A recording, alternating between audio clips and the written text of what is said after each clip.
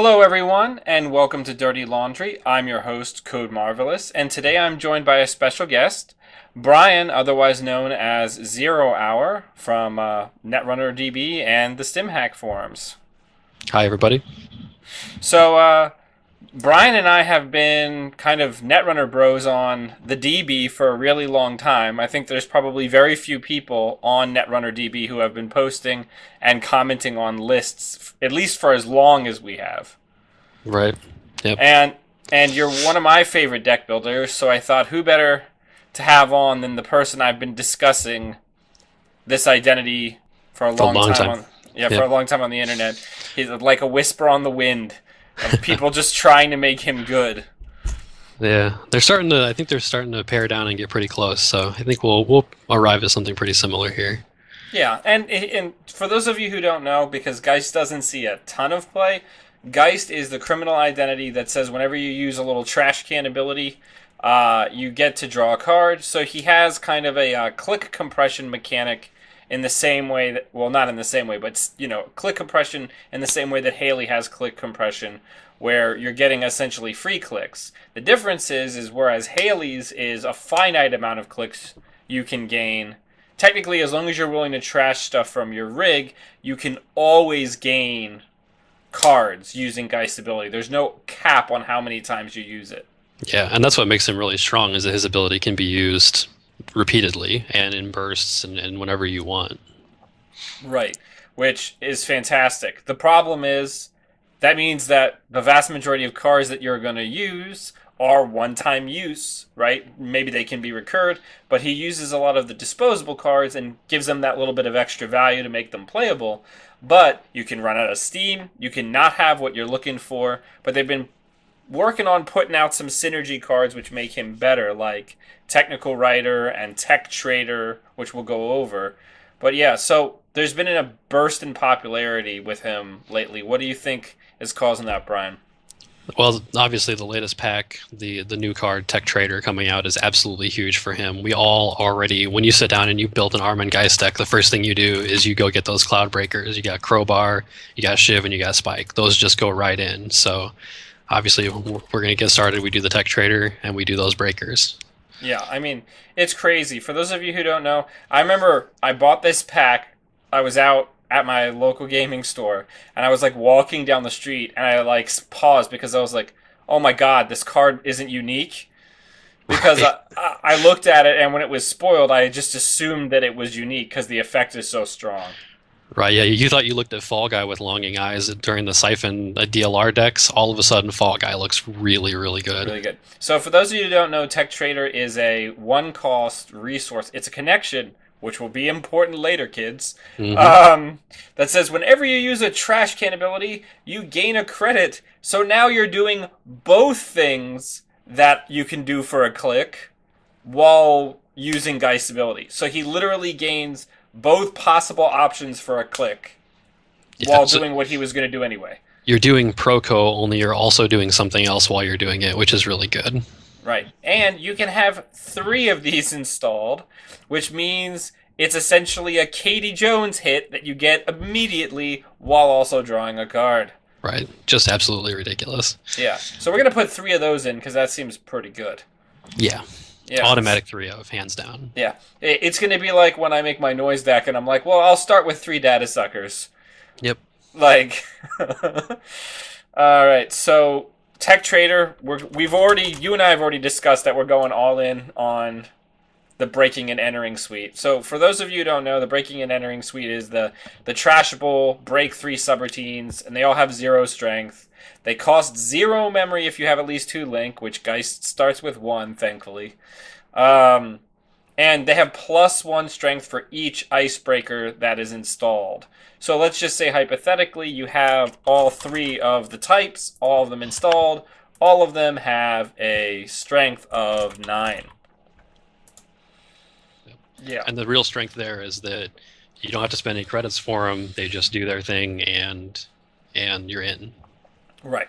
So there's a click cost to getting them down, but once they're down, if you're matching the strength of the ice, usually except for a couple things like Archer or, Kamainu, you're just getting through for effectively free during the run, right? The run tax is critically important to the corp's game plan. So if you can just negate that and just not spend money getting in, it screws their math on when they have a window. Right. But yeah. So if we're already in here and we've already got all 9 of these cards, how are we going to back up these cards in a way that's going to make it so that we don't get locked out of remotes and we don't get locked out of centrals if we can't draw these in the right order? Yeah, and this is an important thing that I think a lot of people they recognize it, and it's key to doing it correctly is get the correct balance of support breakers. And Criminal luckily has the centrals only breakers, so you can constantly pressure the centrals with a static breaker that's always going to be around. So you want Breach and you want Passport. You could make a case for having Alias, but Alias just isn't very good in the light of the recently released Mongoose. Yeah, I just think, right, that's exactly, yeah, you took the words right out of my mouth. I think that Mongoose fills that role Absolutely. a lot better. I think you want at least one, and I throw this out there, and we can change this, but I like one Mongoose, one Fairy, because the Fairy is a nice little free to throw down. Say you're ready to run, you have no credits, but you have all your cloud breakers installed. The Fairy is just, you throw it down, you protect your other breakers, and you're good to go. Yeah, and the other thing that's important to note about Fairy is even if you don't end up using it as like an emergency breaker, it just sits on the table and boosts all of the other breakers. Right, and that's why it's so important to have the other static breakers that are going to be on the table, just constantly adding strength to your, generally for remotes, be an E-Suite. Yeah, and for those of you who don't know, since we're once again, I'm not going to go over some of the cards that have been out for longer. You guys can check out the list. You know, I'm not going to go over Breach and Passport, but let's go over Mongoose, because this is actually a really interesting card that's just been added to the Criminal repertoire.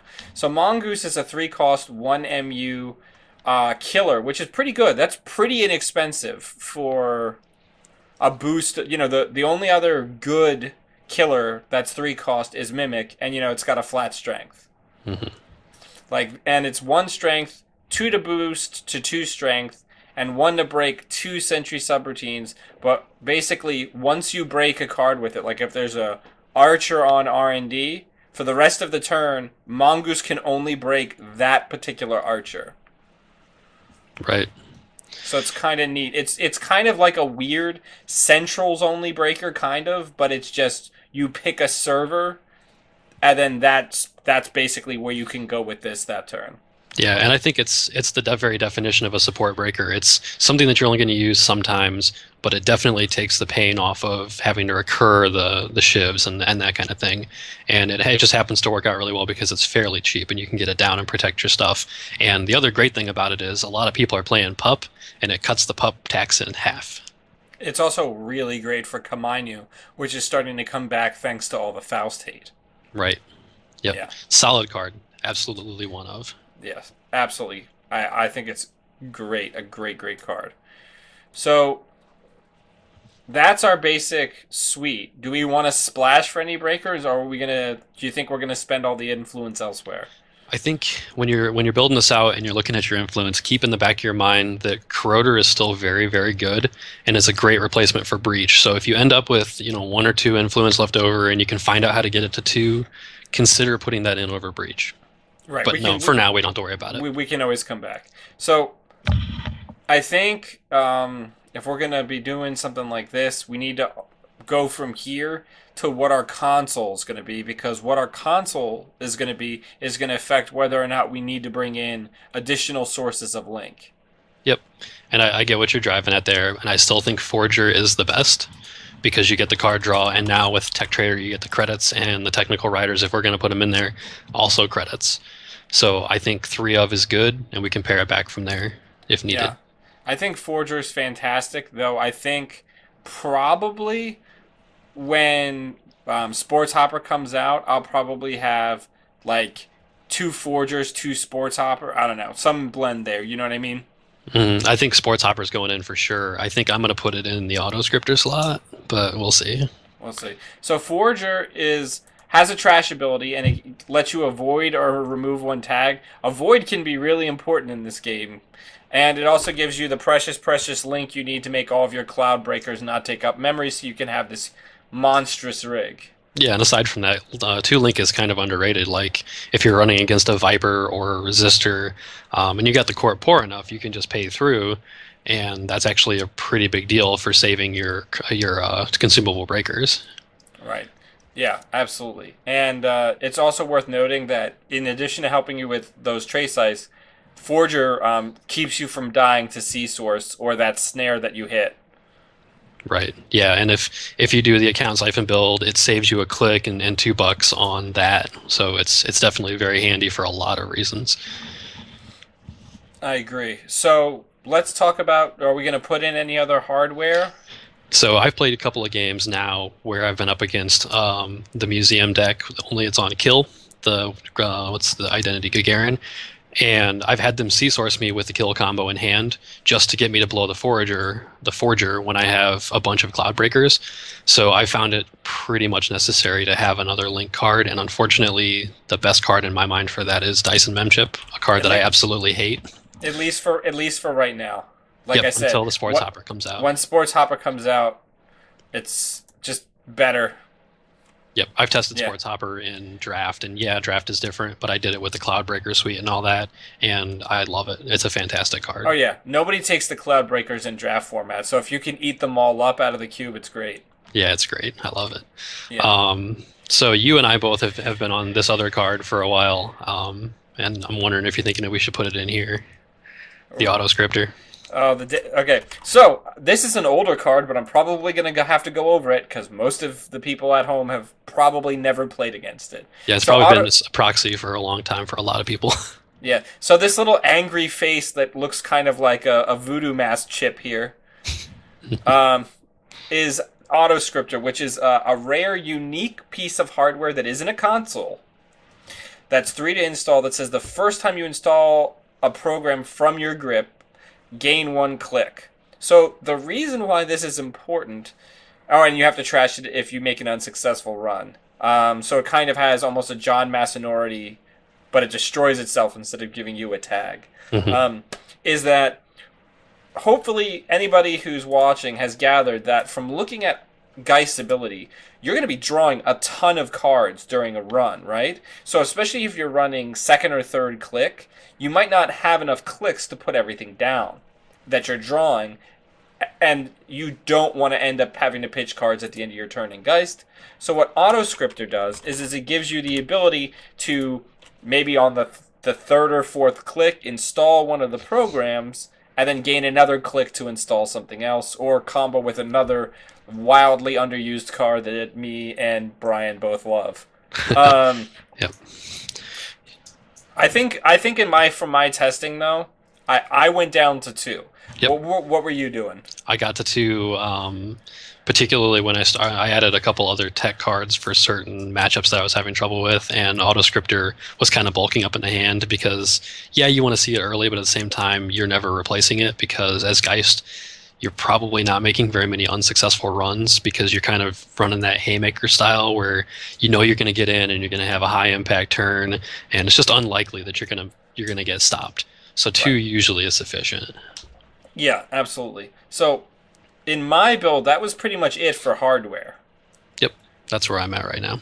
Yeah, I mean, because we're criminal anyway, so we're probably going to have some number of siphons, and if we do, we shouldn't be dying to meat damage, but do we want to put a Plascrete in? I think you can tack it on at the end if you have the slots. I don't worry about it until the very end. That's fair. So where do you want to move on to next? What do you want to talk about next? I think the one thing that's going to be very obviously missing right now if we don't do it is the draw package, which in Criminal comes from the resources. And I think you and I might both have moved to the off-campus apartment, which you've already started typing. Oh my god, it's such a good card. Also, this is one of my favorite cards because it tells a story. Right?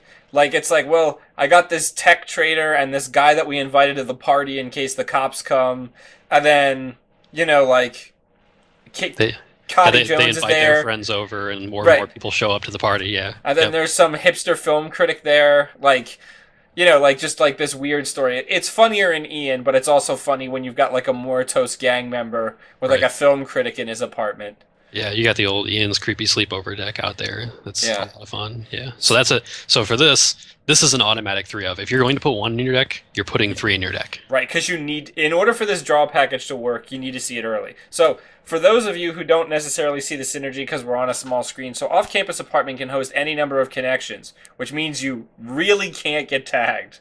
Yeah. And whenever you install a connection on off-campus apartment, you draw one card. So that means if you install a connection on this card, we're creating more of that Geist type synergy because you're immediately replacing that card in your hand with a new card. Right. Yeah. So one of the things that I've really fallen in love with in Netrunner, as far as the runner side goes, is runners and builds that have more than 4 clicks per turn or have an ability to give you multiple clicks. So like the Pitchfork deck that Spags built off of my core build, that is basically how can I play 2 cards at a time and essentially have 5 clicks every turn and get benefit from it. So in this situation, when you're installing a breaker, you're also drawing a card later on in the game. When you're installing a connection, you're drawing a card to replace it and probably getting some value out of that card too. So you're amplifying the runner's power the more times that you play cards. Right. And that's extremely important. And I think that once he has all of his pieces, Geist is literally going to be the king of, I have like 7 clicks of value in one turn. You know what I'm saying? Like, Yeah, you're putting your future turns in a compactor, and then you're able to blow out in one big turn in an unexpected way, and that's pretty strong whenever the corp doesn't know what you're going to do. right. That's why I'm most excited about him. Anyway, me myself, and it's important to note that the linchpin of this deck, Tech Trader, is a connection. Mm. The other crucial thing is that off-campus apartment is 0 credits, and you tend to run a little low early on. So you want things that you can play out of your hand and get on the board and get rid of, and they have to be fairly cheap. That's why the auto scripter is kind of tough sometimes. But right, it's also worth noting that the vast majority of cards in this deck are 1 or 0 credits, and then we only have a handful of cards that cost more than that. And those come out once you've started moving a little bit. Right. So we've got that. If we're going to talk about the draw engine, we got to talk about Fall Guy, because Fall Guy just becomes bananas in this deck. Yeah, so when you have a 2-credit cantrip that's just 2 credits and a draw by itself, that's pretty fair, and its ability is okay for protecting the off-campus apartment. But then you start adding in the Tech Trader, and the synergy is it's insane. Right. The maximum synergy turn, if we were going to talk about like the Haley Comet modded turn, right? Mm-hmm. If we're going to talk about this, if you have the off-campus apartment and you install the Fall Guy on it, you gain a draw for putting it down. If you immediately use it and you have all 3 Tech Traders, you gain 5 credits and another card draw for using it, and it's a card that costs you 0. So that's 2 cards and 5 credits. That's 7 base clicks of value off of a single install. Yeah, that's an automatic include in most Geist builds, and absolutely once you put the off-campus apartment in. So yeah. I like it. Yeah, it's just a frightening amount of synergy. I'm like, it's a restructure for the runner that costs you no money. Mm-hmm. Yeah, cards that can be played from 0, the value you get out of that card can be lower than most cards, because being at 0 is a very tough spot as the runner, because there's a recovery turn. If you have to click for 3 credits to play a daily cast, you're in a bad spot. So if you can play if a card from 0 credits and then recover that much, it's a phenomenal turnaround for you. Yeah, so 3x Fall Guys, and let's say you're up against a tag-based deck or a deck like a Argus where, you're like, oh, I might end up actually with a stuck tag. You can always leave one Fall Guy down, and you're still going to get that Text Trader synergy and that draw when you use it, but you can leave it on the table to protect your apartment. Yep, and if they go for it, they're down 2 credits or 4 credits if they really want to try to plow through the off-campus apartment. So whenever you're playing against decks that tend to want to tag you, basically any NBN mid-seasons or Argus or even some of the Waylands that have mid-seasons, you generally, I think, leave the Fall Guys on the table until you're sure that you're not going to get tagged. Right. I think that's absolutely accurate. All right, so we have Fall Guys. What else are we putting in here? So another really fantastic card on its own in Geist without the off-campus apartment is Street Peddler, because you get the draw and you get the hidden information that's super important when you're running. Whether or not the corp is going to res a card depends on what they're looking at. So if they don't see the breaker that you need, then they'll res the ice, and then if you can get past it, sometimes the tempo hit that they take when they do that is really bad for them. And you get the off-campus draw, you get the Geist draw, and you get the Tech Trader, which is insane.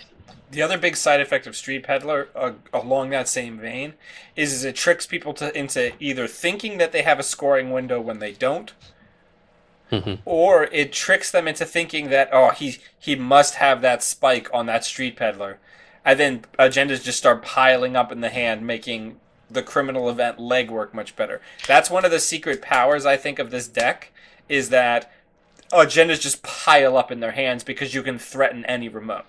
Yep. Anytime you can modify the corpse behavior without actually doing anything outside of your plan, it's solid.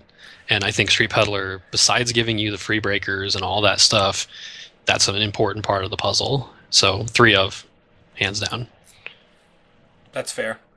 All right. So also our creepy sleepover story. Now we've got like a street urchin hanging out with the tech trader and the fall guy. Right. Somebody's got to sell them this stuff. That's keeping them going, right?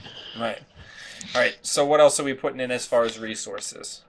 I don't know if thinking for the future, we know we're going to be drawing through our deck a lot with this, and we want to recur the deck.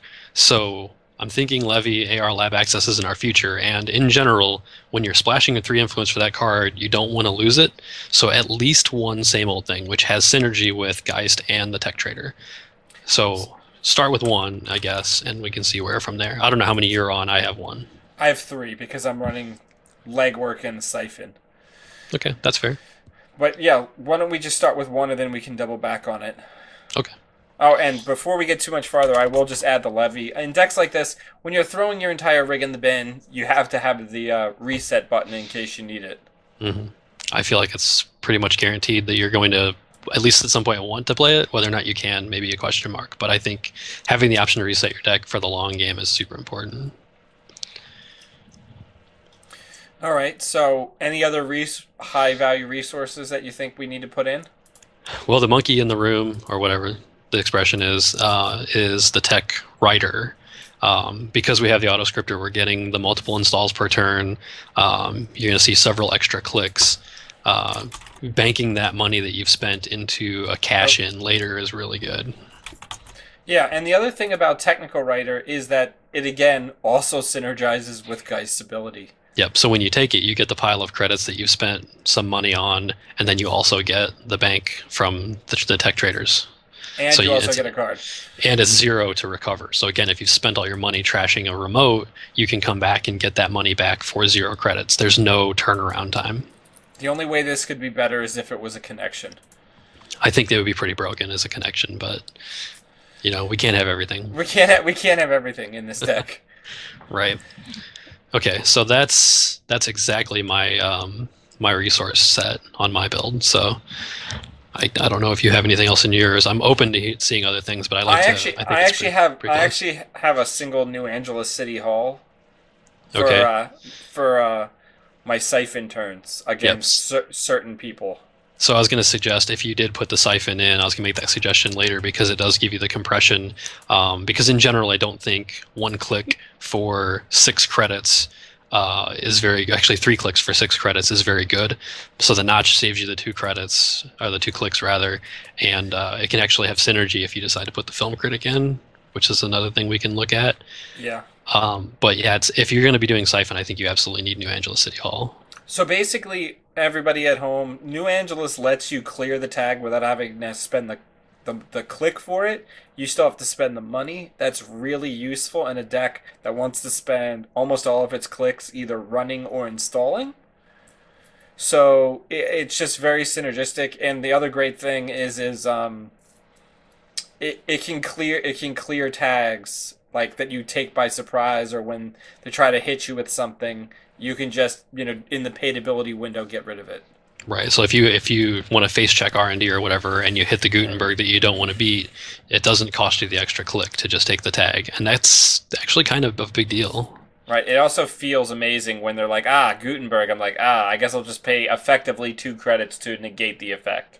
Yeah, it can't be overstated that with this deck, you're going to draw a lot when you're breaking stuff. So when you're breaking into HQ to land the account Siphon, you're going to have a handful of crap when you're done, and you don't want to spend 2 of your clicks not installing stuff. So the New Angeles City Hall really gives you the window to install the cards that you drew. Yeah, I mean, I 100% agree with that. Yeah. Okay, so we can move on to the events then, I guess. Yeah, I think events are where things get a little hairy because, Hmm. again, we're already at 37 cards. Yeah, and I think with the street peddlers, you don't want to run too many. I get that it's, it could be at the bottom of your deck or whatever the expression is, but with this deck, you're going to make your way through your deck most of the time, so you will Right. see the bottom card of your deck. So milling the card is kind of important. So I think keeping it on a lower level is fine. I agree. So we did speculate earlier that the agendas are going to build up in HQ. So I think you start with the legwork. You need the multi-access pressure out of HQ, especially for the NBN matchup. You want to be able to clear that out on the turn where they have the AstroScript counter and you can't really do the R&D lock. I think it's Right. important to have at least one or two of those. See, I had one because slots were so tight, but then I found myself always desperately needing it. So I think we should go with two at least to start because legwork is a power card in Geist. Yeah, Well, I in like all criminal, but Yeah, at two it's good. I think you definitely don't want to be same old thinging for a legwork a lot of the time because you're likely to only hit one because with Jackson and the way that corps play, it's easy to keep your hand relatively empty if you're right, good. So getting in there and being able to clear it out is pretty handy, but you don't want to spend 3 clicks doing it. right. I'm with you. So we have legwork. And we need the other multi-access that's important, which is the Maker's Eye, of course. Yeah. I have two in mind. I think with same old thing, that's probably enough. Yeah. Basically, yeah, that's where a lot of my stuff goes. And my build has 3 siphons. I don't know how you feel about that. I actually don't have any siphons in my build because I speculated on this with you, is that if you're beating players who are below your skill level anyway, you don't need the siphon. And good players can play around siphon so well that it's almost not worth the slots, particularly when you have resources that can't be trashed, so you can't ever float tags. But then I kind of started thinking about New Angeles City Hall, so I think it actually could be a good 3 of if you're going to do it. And with the notch, I would say go ahead. But that's my rationale on why I don't run it. See, I like account siphon because, you do face people who are at a lower skill level Right. than you in tournaments, and it helps you close games. And the other thing is sometimes even against skilled players, I find myself, if I can threaten it, it adjusts their play. If they know I don't have it, like if we get a decent distance into the game and they know I don't have it, it changes their behavior. Do you know what I mean? Right. Yeah, the presence of the card is more important than actually having it, or the threat of the card is more important than having it, I guess. So yeah, I can see that definitely. So we're at 44 cards. And we still have 2 influence to spend as well. Yeah. So I was watching some of Chris McLeod's videos, Kiv, and he has the source, which is pretty good with the fall guy. So against NBN, you have legs against fast advance, and it Right. triggers off of the off-campus apartment. But he also runs a film critic, which keeps it from dying.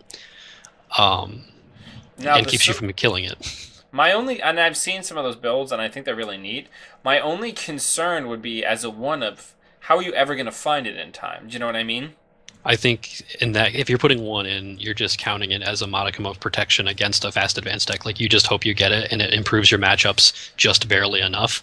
But in that kind of situation, when you're assessing a card for influence, you have to say, what other 2 influence cards am I not putting in my deck to give me that much more of a win rate increase against NBN? So Right. we have to kind of evaluate what are we not putting in. We're not putting in Corroder, which breaks wraparound for 1 instead of 2. Hmm.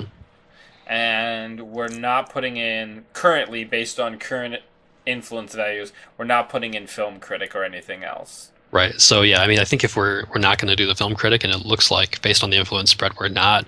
We probably can skip on that. It's a little too corner case. Yeah.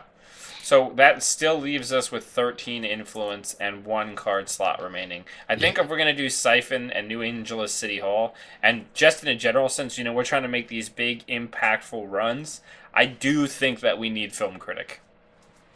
Yeah, I think especially with was it Helena Foods? I can never pronounce it right, but with them, there's a resurgence of the Future Perfect and some NAPDs.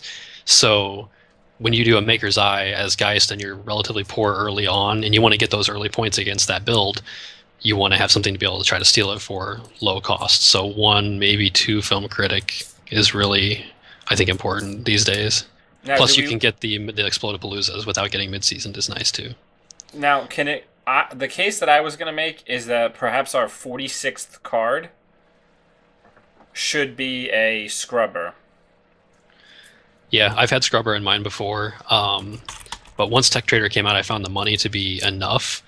And I actually put in one employee strike, and that's tech against CI, because I've played several CI matches where even their middling count of ice keeps you out enough for them to be in position to combo by the time that you can start hitting them. So the employee strike can help some. Okay. So I don't know if that's worthwhile or not. I haven't tested that much. I mean, what is your experience with playing CI? Have you ever had a really bad matchup with them? I've done okay with it, but I usually play noise. So that's different. I just leave a single clone ship on the table, and then they can't combo ever. Right, bro. I told you about noise. Yeah, but no, because then I'm like, oh, did you start your combo and power shutdown? Then you're gonna I mill one card. Good game. Yeah. Yep, I had Eden Shard in mind for a while as well, because that has a little bit of value outside of just using Employee Strike to make HB turn into Stronger Together without the good Eli's, Right, but you know what I mean? Yeah. But it's a little different in this. Right. So I think the one scrub is probably actually fine. There's enough food codes that it matters, and the Gagarin Museum decks are out there. So, yeah, I can see that. Yeah. And you know what the best part is? Works with off-campus. Scrubber is a connection. Yep. Feels good. Feels good. Right. See, this is... I'm enjoying having you on, though. It's weird, because we have a lot of similarities in the way we think about decks. Yeah. So it's kind of weird. It's important to note that we also don't have Savoir Faire in here. Yeah, we had the Savoir Faire, both of us, because... I think from my standpoint, if you're drawing into cards that you need to play while running or that can benefit you while you're running, you want to get them down. And then if you have the auto-scripter out, you can even gain back a 5th click while you're mid-run and make an unexpected run on the corp's other server that they can no longer defend. And Savoir Faire, when you're running, maybe you're using the bad pub to install stuff. It's 0 to install, and it's just all around a great flexibility card that's, in my opinion, a little underrated. So my question is which is of a higher value to us, the auto-scripter or the Savoir Faire? Because here, the Savoir Faire, when I've been playing this build, has saved me when somebody reses something, and then I drew from trashing one breaker, the breaker that's going to boost the strength back up to where I need it. Yeah, and I think I had this in before Tech Trader was a thing, and it may have been a little on the expensive side, but I think with the Tech Trader, the money is fine. I think since it's not as transient as auto-scripter, it may be a better include at this point because you can get the surprise cards. So maybe we swap those two. Well, it also costs no money. Yep. Like that can't be discounted. It feeds Technical Writer and it costs no money. Yeah, like I said, cards that can be played from 0 are excellent because let's say you did make that run and you're all of a sudden with no credits to install the things that you drew when you ran. At least you can play some 0 cost cards out of your hand. Yeah. And it provides value. Yeah, I think this looks pretty good. Yeah, I'm a fan. It's at least I'm sure that I've clicked on this many cards before while building mine at some point. So, what are we going to call this thing? Ooh, I wasn't prepared to be creative.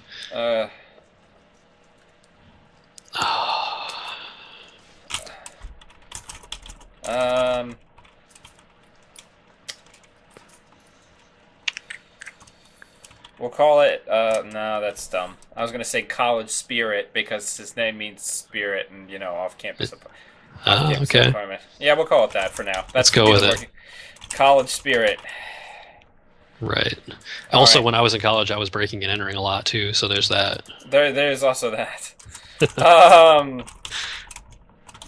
But yeah, so, Brian, thank you very much for coming on. I really appreciate getting to meet you and build a deck with you, man. Yeah, it's been fun. A lot more fun than I expected, I thought it was going to be weird. Did that just make it weird? Did that just make it weird? That just made it weird. Well, actually, I have a postscript thought. We don't have Crescentius in here. I know. I was going to talk about that because there is 3 in mine. So, but we just don't have slots. Yeah, you'd be Like, looking at dumping technical writer maybe for it. So yeah, I don't know. I don't know. Honestly, I think if we're gonna no, we need Crescentius. We need it. We have to cut the Siphon in the New Angeles City Hall for that. Like that's a must have. In my opinion. Yeah, I can kind of go either way. Both of them fit into the denial strategy, so See, but here's my problem. I love Siphon. Siphon's one of my favorite cards, but we will not be able to consistently land it with this deck. Like, I know yeah, that's weird because I'm the one who wanted to include it, but I'm like constantly back and forth on it because when you can land it, it's amazing. And then like we're not Andy, so we can't consistently land it early. You know what I right. mean? Yeah, I mean the Crescentus does kind of the same value because it'll derez a 5 cost ice. So I mean it doesn't make you the credits, but what we're in this for is not the credits because we generally make enough credits. So Yeah. I Yeah. think I'm fine with the change. Yeah, and then we can get rid of the New Angeles as well. So we can put in 3x Crescentius because that card is great. For those of you who don't know, it has a trash can, so you get to do the Tech Trader Geist bullshit, and it dereses a piece of ice you just broke, probably for no money. Yep. And then It's, and then that brings us right back to a lean, mean 45 cards. Yep. All the 45 fans out there just rejoiced. Yeah. So everybody, you can find Brian online. He's 0 hour on basically everywhere. Everywhere. Yep. And check him out. He's got some good posts, and he's got a lot of great decks on NetRunnerDB. And stay tuned because we're going to do a test run that'll come out tomorrow where we test this deck against a random person on Jinteki and see how we do. So stay tuned for that. Thank you for watching. Subscribe and share, and check out the podcast on iTunes and SoundCloud. Have a good one.